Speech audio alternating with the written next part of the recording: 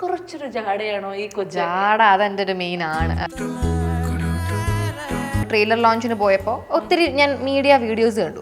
അതിൽ ജാട ഞാൻ കണ്ടു. ഇവൾക്ക് എന്തൊരു ജാട. എൻ്റെ റെസ്റ്റിംഗ് ഫേസ് ഞാൻ ഇരിക്കുകയായിരിക്കും, ഞാൻ ഇങ്ങനെ ഇരിക്കുകയായിരിക്കും, എൻ്റെ മൈൻഡിൽ ഒന്നുമേ ആയിരിക്കില്ല. പക്ഷെ മേ ബി കാണുന്നവർക്ക് ഞാൻ ഇങ്ങനെ ഇരിക്കുന്ന പോലെ ആയിരിക്കും തോന്നുന്നത്. But that is my resting face.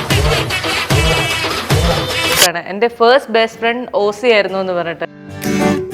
Aussie ഭയങ്കര കൂട്ടായിരുന്നു കുഞ്ഞിലെ. ഓസിക്ക് എൻ്റെ ഇപ്പൊ ഓസി ജനിച്ചപ്പോൾ അമ്മൂന് വലിയ സന്തോഷം അല്ലായിരുന്നു. ആളുടെ അഡ്മിഷന് പോലൊരു സങ്കടമായിരുന്നു. പക്ഷെ ഞാൻ ജനിച്ചപ്പോൾ ഓസിക്ക് അങ്ങനെയല്ല, ഭയങ്കര സന്തോഷമായിരുന്നു. ഓസിഷാനി എന്നായിരുന്നു നമ്മുടെ പേര്. നമ്മൾ ഒരാളായിരുന്നു, അമ്മു, ഓസിഷാനി, ഹൻസു. ഇപ്പോഴും എല്ലാവരും ഒരുമിച്ചാണോ കിടക്കാറുള്ളത്? എനിക്കറിയാം, ആദ്യത്തെ ചോദ്യം അതിലേക്ക് തന്നെ. ഇപ്പൊ ഓസി പോയപ്പോ ബെഡിൽ ആക്ച്വലി ഞാനും ഹൻസുവും മാത്രമേ ഉള്ളൂ. അമ്മൂന് ബെഡിൽ കിടക്കാം, പക്ഷെ അമ്മൂനോട് നമുക്ക് ആർക്കും കിടക്കാൻ ഇഷ്ടമല്ല. അമ്മൂന്റെ 2 സൈഡിലായിട്ട് ഒരു പില്ലോയും അമ്മൂനൊരു വലിയ പട്ടിയുടെ ഡോളുണ്ട്. അതൊക്കെ വെച്ച് പിന്നെ സിംഹാസനത്തിൽ കിടക്കുന്ന പോലെ കിടക്കുന്നത്. അപ്പൊ അപ്പുറത്ത് കിടക്കുന്ന ആൾക്ക് സ്ഥലം കിട്ടില്ല. അപ്പൊ നമ്മൾ പറയും, അയ്യോ അമ്മു താഴെ കിടക്കണ. 17 വയസ്സിൽ കൊടുത്ത ഒരു ഇന്റർവ്യൂ, മമ്മൂക്കയുടെ സിനിമ സെറ്റിൽ നിന്ന് കോൾ വന്നപ്പോ ഞാനിങ്ങനെ ആലോചിച്ചു, ഇനി മമ്മൂക്കയുടെ വേറെ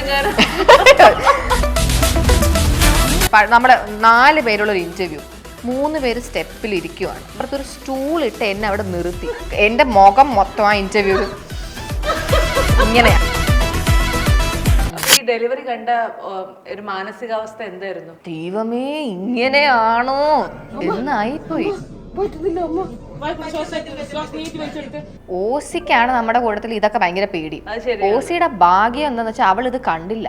അവളുടെ പ്രസവത്തിന് മുന്നേ അവൾ ഇത് കണ്ടിരുന്നെങ്കിൽ ഉണ്ടല്ലോ. ഓസി നമ്മളെ ആരുടെയും അടുത്ത പ്രസവം കാണാൻ ഞാൻ വെയിറ്റ് ചെയ്യാൻ.